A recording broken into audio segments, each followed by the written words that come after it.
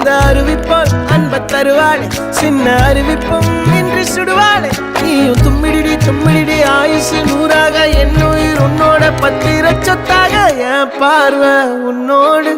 உன் பொம்மை கண்ணோடு பேசாமல் விண்ணோடு